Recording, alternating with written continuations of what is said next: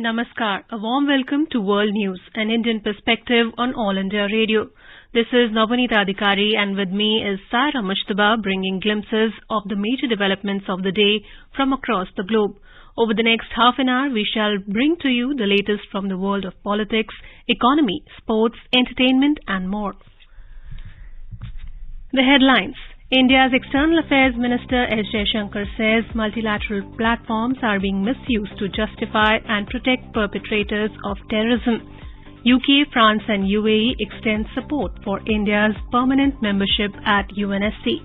India receives all 36 Rafale aircraft from France as the last one landed today. Fugitive Nirav Modi loses bid to take extradition fight to UK Supreme Court. Peru declares emergency days after ouster of its president. In cricket, Bangladesh trail India by 271 runs on day 2 in Chattogram Test.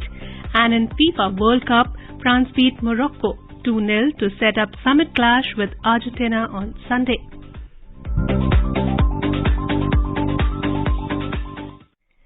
India's External Affairs Minister S. Jaishankar has said that multilateral platforms are being misused to justify and protect perpetrators of terrorism. Dr. Jaishankar was presiding over the United Nations Security Council open debate on maintenance of international peace and security, new orientation for reformed multilateralism in New York on Wednesday. The External Affairs Minister said even as the world is coming together with a more collective response on the challenge of terrorism, multilateral platforms are being misused to protect perpetrators. He was apparently referring to China, which has placed holds and blocks on bids by India and the US on many occasions to blacklist Pakistan-based terrorists like Jaish-e-Mohammed chief Masood Azhar.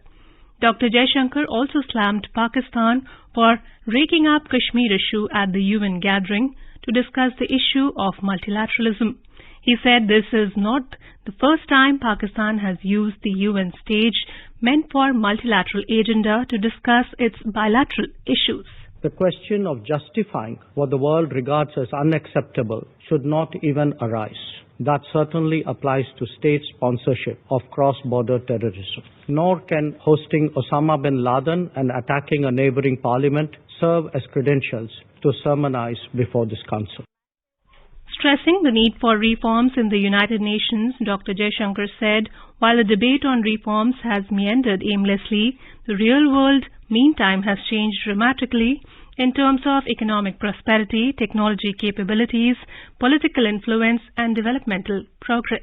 We are obviously focused today on the urgency of reforming multilateralism. We will naturally have our particular views, but there is an ongoing convergence at least that this cannot be delayed any further. The credibility of the UN depends on its effective response to the key challenges of our times, be it pandemics, climate change, conflicts or terrorism. While we search for the best solutions, what our discourse must never accept is the normalization of such threats. The question of justifying what the world regards as unacceptable should not even arise. That certainly applies to state sponsorship of cross-border terrorism.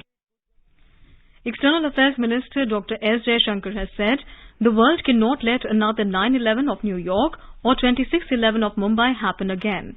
He was speaking during UN Security Council briefing on threats to international peace and security caused by terrorist acts, global counter-terrorism approach, principles and the way forward in New York on Thursday. He stressed that no individual state should endeavor to seek political gain from terrorism. He drove home the point that when it comes to tackling terrorism, the world must overcome political differences and manifest a zero-tolerance approach. The minister added that dealing with double standards, both inside and outside the Security Council, is a challenge. Dr. Jaishankar said the suggestion that states who are apparently capable on everything else but are only helpless when it comes to terrorism is ludicrous. Saying that accountability must be the bedrock of counter-terrorism, he said. Thursday's briefing is a part of India's ongoing efforts in the UN Security Council to reinvigorate its counter-terrorism agenda. He called this overdue, saying that the threat of terrorism has become even more serious. He cited the expansion of Al-Qaeda, Daesh, Boko Haram and Al-Shabaab and their affiliates. He also said at the other end of the spectrum are lone wolf attacks inspired by online radicalization and biases. Dr. Jaishankar further stated that the world should not forget that old habits and established networks are still alive, especially in South Asia. He added that the contemporary epicenter of terrorism remains very much alive and active. The minister thanked nurse Anjali Kulte, a victim of the Mumbai 26/11 terror attacks, who shared her recollection of the incident with everyone on the occasion. The minister also met with his Ireland counterpart on the sidelines of the event. He conveyed India's condolences on the tragic loss of life of an Irish peacekeeper and injuries to 3 others in Lebanon. He said India and Ireland will continue cooperation in various multilateral fora. Dr. Jaishankar also met U.S. Under-Secretary of State for Political Affairs Victoria Nuland. They noted the strong cooperation between the two countries in multilateral fora, including the UNSC. The UK, France and UAE have extended their support for India's permanent membership at the United Nations Security Council. The UK permanent representative to the United Nations, Dame Barbara Woodward, said the Security Council must become more representative of the world today, and the UK has long called for its expansion in both the permanent and non-permanent categories.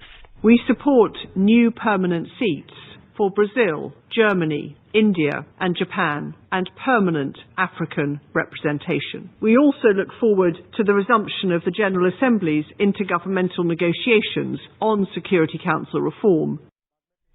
Permanent representative of France to the UN, Ambassador Nicolas Terrever, said that they support the candidacies of Germany, Brazil, India and Japan as permanent members.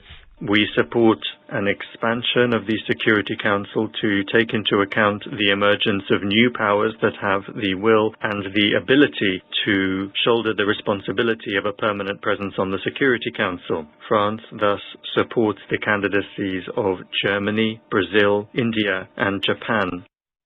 Speaking at the UNSC Open Debate, UAE Minister Noura bin Mohammed Al-Kabi also reiterated endorsement of India's bid for permanent membership of a reformed Security Council. Allow me to also congratulate you and the Indian mission on a very successful 8th term on the Security Council. Your voice in this chamber is necessary, and the United Arab Emirates reiterates its endorsement of India's bid for permanent membership of a reformed Security Council. India is holding the presidency of the United Nations Security Council for the month of December. The UN Security Council is the premier global body for maintaining international peace and security. Prime Minister Narendra Modi has said that it makes every Indian proud to see the bust of Mahatma Gandhi at the UN headquarters. Responding to a tweet by UN Secretary General Antonio Guterres, Mr. Modi hoped that the Gandhian thoughts and ideals make the planet more prosperous and further sustainable development. The UN Secretary General has said Mahatma Gandhi was an uncompromising advocate for peaceful coexistence, non-discrimination and pluralism.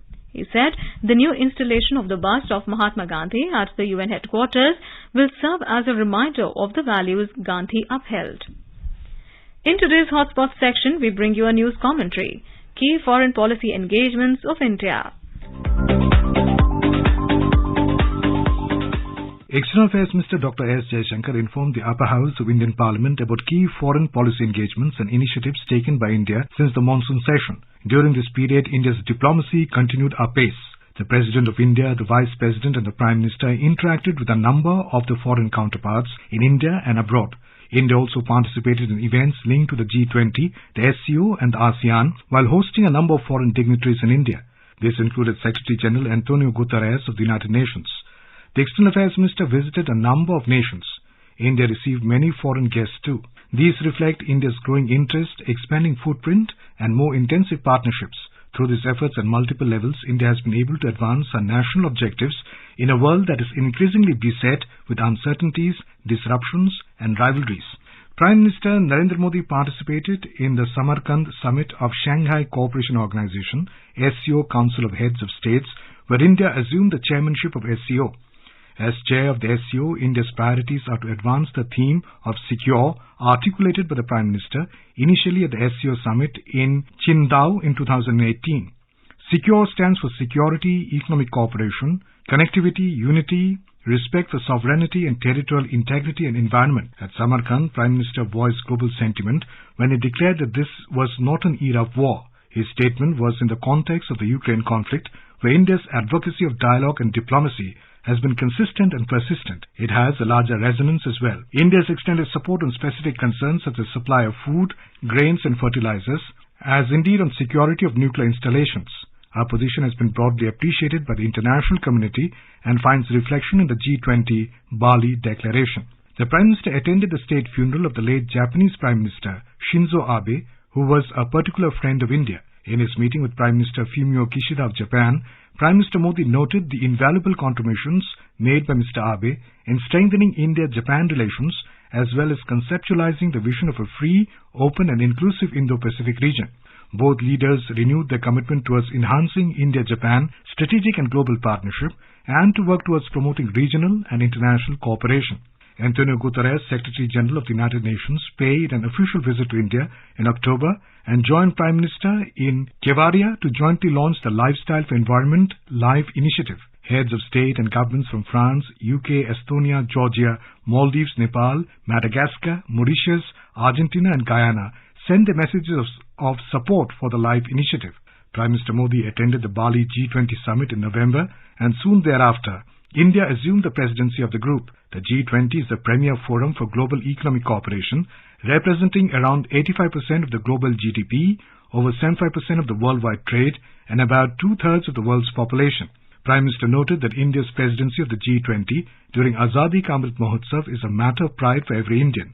The G20 meetings have already commenced in India, and our endeavour is to organize about 200 of these meetings in 32 different sectors and multiple locations across India. The G20 summit is to be held next year, would be one of the highest profile international gatherings to be hosted by this country. The External Affairs Minister said that the G20 is taking place in the larger context of a geopolitical crisis, food and energy insecurity, slow progress on sustainable development goals, mounting debt burden and challenges to climate action and climate justice. Our endeavour is to build consensus within the G20, champion causes especially of the Global South and shape the setting of the agenda. This will also be an occasion for us to highlight the 3 Ds of India: development, democracy and diversity. Many nations have discerned strong interest in India's digital delivery, public health response, green growth and development, as well as empowerment of all sections of society. There is also an enhanced interest in our democratic traditions, which go way back in a pluralistic and consultative culture. New Delhi envisages the G20 presidency as an occasion to showcase India to the world. This will be done through cultural activities, regional festivals, technology programs, sustainability initiatives, millets promotion, one district, one product promotion, community engagement and civil society activities. India's presidency will witness a Jan Bhagidari, where all of India would not just participate but celebrate the occasion.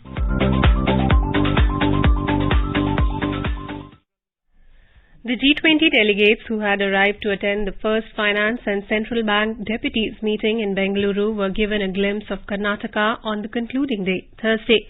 The guests from over 35 countries visited Manyata Tech Park, Cuban Park, State Secretariat Building, Vidhan Sauda and Bangalore Palace in the city. Kaveri, the Karnataka handicrafts outlet artisans, gave live demonstration of the artifacts made by them. Since next year is celebrated as the International Year of Millets, according to the declaration by the United Nations, the delegates visited the Millets exhibition where they also saw products made from millets. Later, they enjoyed performances of folk artists, flute and violin recitals, and traditional Yakshagan, Viragas and Puja Konita dance forms.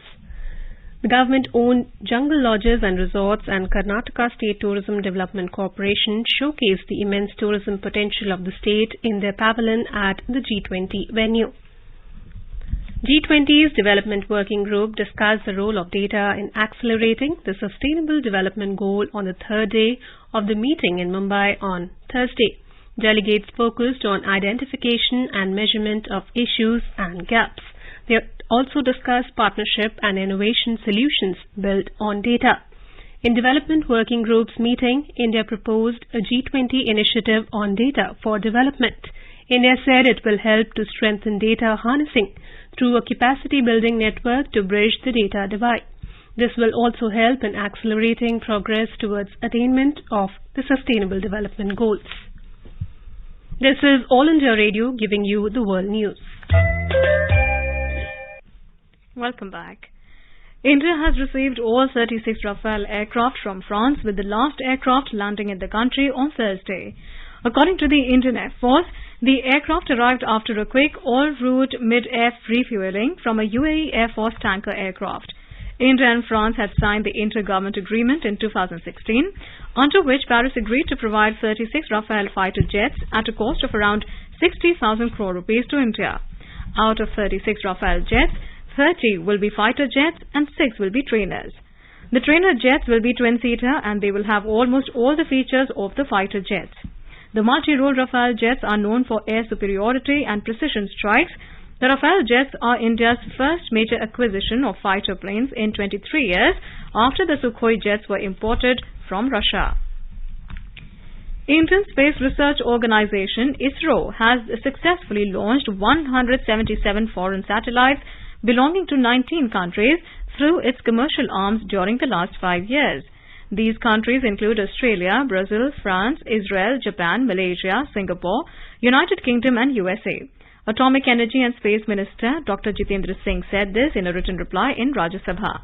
Dr. Jitendra Singh informed that foreign exchange generated through launching of these satellites is approximately $94 million. He said the government has taken several steps to strengthen space program and take it to greater heights.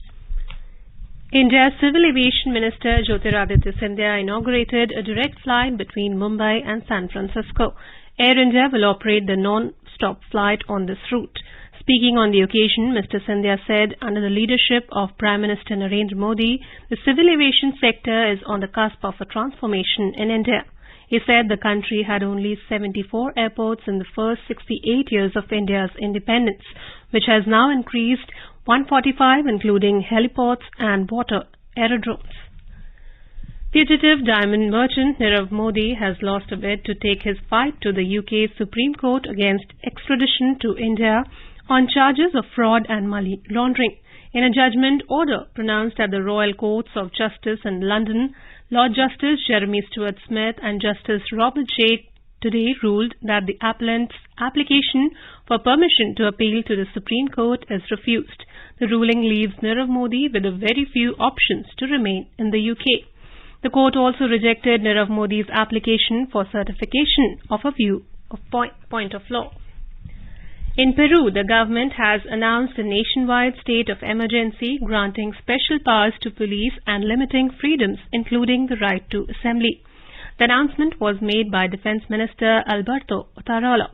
The development comes after a week of fiery protests that have left at least 8 dead. The protest was sparked by the ousting of former President Pedro Castillo on the 7th of December in an impeachment vote. Castillo, a leftist elected in 2021, was arrested after illegally trying to dissolve the Andean Nations Congress. This is the latest in a series of political crises Peru has faced in recent years. The UN Economic and Social Council has voted to immediately oust Iran from the UN's premier global body fighting for gender equality because of its systematic violation of the rights of women and girls. The United States has hailed it as a historic decision. US-sponsored resolution was sparked by Iran's ongoing brutal crackdown on peaceful protesters. The protest began in September after the death of a 22-year-old woman taken into custody by the morality police. In Sri Lanka, an all-party meeting has been held at Colombo to discuss the 13th amendment to the country's constitution to resolve the long-standing demand for political autonomy for the minority Tamils in the island nation. The Tamil parties urge the government to hold provincial council elections in the northern and eastern provinces where Tamil population is concentrated. President Wickramasinghe had called Tuesday's all-party conference in a bid to arrive at a consensus on the Tamil minority's demand for political autonomy.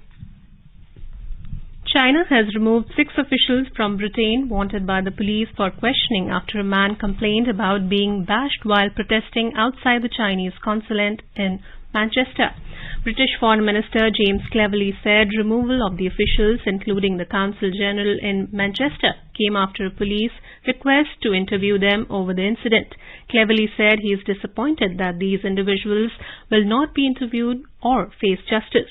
Chinese embassy, however, said the officer returned to China under a normal rotation of Chinese consular officials. Life in China has been disrupted due to an unimaginable rise in COVID infections. This comes after a week since China abruptly abandoned its stringent zero-COVID policy. Authorities scrambled to manage consequences of lack of preparations, infected doctors and medical workers, lack of ICU beds, and reported shortages of fever medicines at medical stores. The 3-year-old zero-COVID policy, which was defended at every opportunity by Chinese authorities, suddenly became useless, leaving people clueless as they did not get advance notice to prepare themselves to deal with the new reality. People have resorted to panic buying of medicines and COVID self-testing kits amid reports of shortages. Beijing streets have been largely deserted as many residents opted to stay at home over fears of contracting a virus. Election Commission of Nepal has submitted final results of House of Representatives elections to the President Vidya Devi Bhandari in Kathmandu on Thursday. The President thanked all, including the Election Commission, security bodies, stakeholders and voters for conclusion of fair and successful elections. Through the election held on 20th of November, a total of 825 people's representatives were elected. Out of this, 275 people were elected under the House of Representatives and 550 were elected under the Provincial Assembly. Women's participation in the House of Representatives is 33.1% and 36.36% in the Provincial Assembly. The EC's office bearers are scheduled to present a report along with the results of Provincial Assembly polls to the Chief of all 7 provinces on 17th of December. Bank of England raised its key interest rate to 3.5% from 3% today. It is the 9th rate rise in a row as the bank tries to speed inflation's return to target after price growth hit a 41-year high in October. The Bank of England's Monetary Policy Committee voted 6-3 in favour of the move. It said further increases in bank rate may be required to tackle what it fears may be persistent domestic inflation pressures from prices and wages. The move follows the U.S. Federal Reserve's decision on Wednesday to raise its main rate by half a point as Western central banks grapple with post-COVID labour shortages. At the stock markets, both the Sensex and the Nifty ended sharply lower today and the rupee weakened against the dollar. In the international market, the Brent crude oil futures traded lower. A report from the business desk.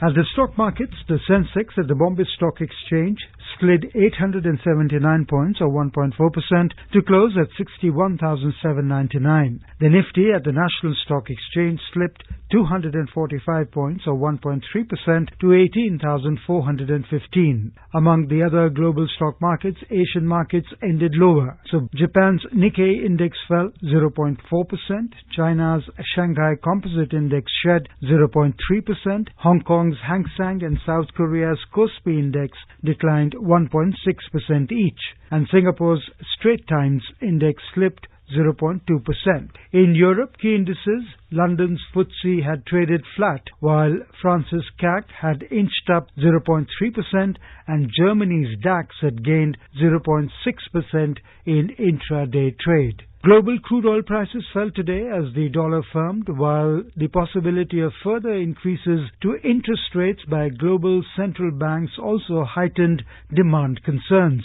So Brent crude futures fell 69 cents to trade at $82.01 a barrel. U.S. crude futures lost 79 cents to $76.49 a barrel.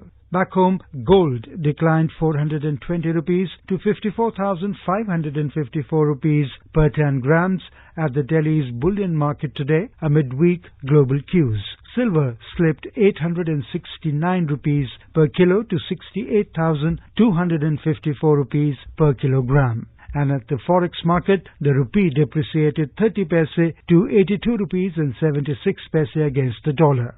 Rajesh Lake for World News, All India Radio. In the first cricket test match at Chattogram, Bangladesh trailed India by 271 runs as the hosts were 133 for 8 in their first innings at stumps on the second day. For India, Kuldeep Yadav took 4 wickets and Mohammad Siraj took 3 wickets. Earlier resuming their first innings at the overnight score of 278 for 6, India were all out for 404. In the FIFA Football World Cup, defending champions France defeated Morocco 2-0 in the second semi-final at the Al Bayt Stadium in Qatar on Wednesday night to set up summit clash with Argentina on Sunday. Defender Theo Hernandez scored France's quickest goal of the Qatar World Cup in the 5th minute of the game when he netted the ball from inside the box that gave them the early 1-0 lead. Extending their lead in the second half, substitute Randal Kolo Muani scored the second goal for France as the defending champions ended Morocco's dream run at the grandest stage. Atlas Lions, on the other hand, suffered 2 injury blows, with centre-back Naif Aghard pulling out during the warm-up and captain Romain Saiz forced off the 21st minute. They also came close to an equalizer on the stroke of half-time when Javed Al-Yamikh's bicycle kick was palmed away by the French goalkeeper Hugo Lloris.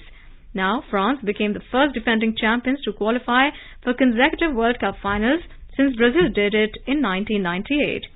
Kylian Mbappé's star of France will meet Lionel Messi-led Argentina in the final of the FIFA World Cup 2022 on Sunday. The Indian women's hockey team will look to continue their winning run in the FIH Women's Nations Cup 2022 when they face Ireland in the semi-final in Valencia, Spain on Friday.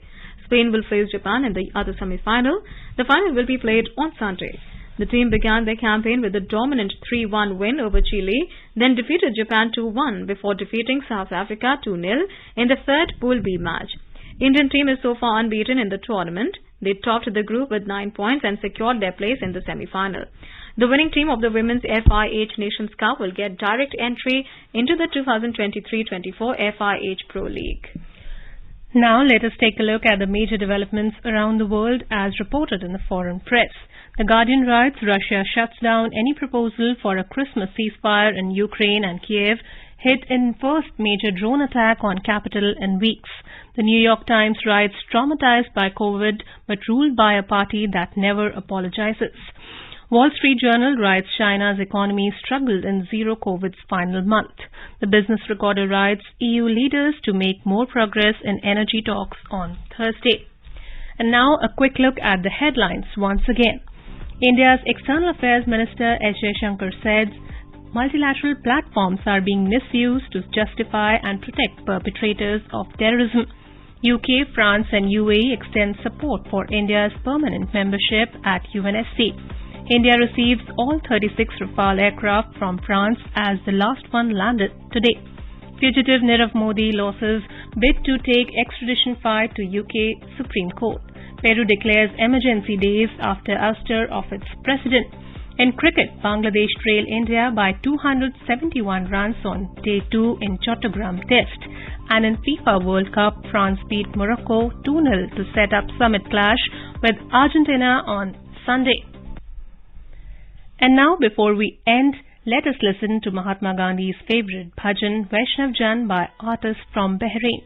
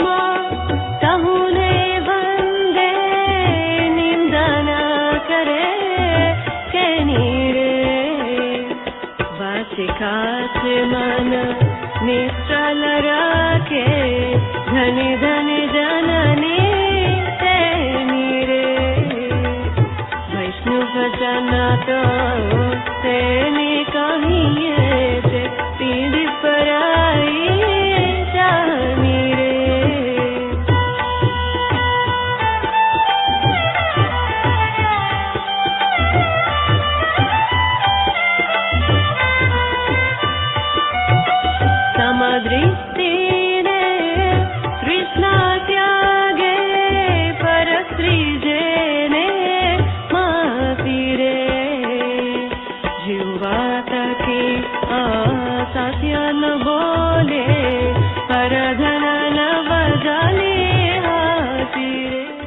And with that, we end this bulletin. We'll be back at the same time tomorrow with the next edition of World News.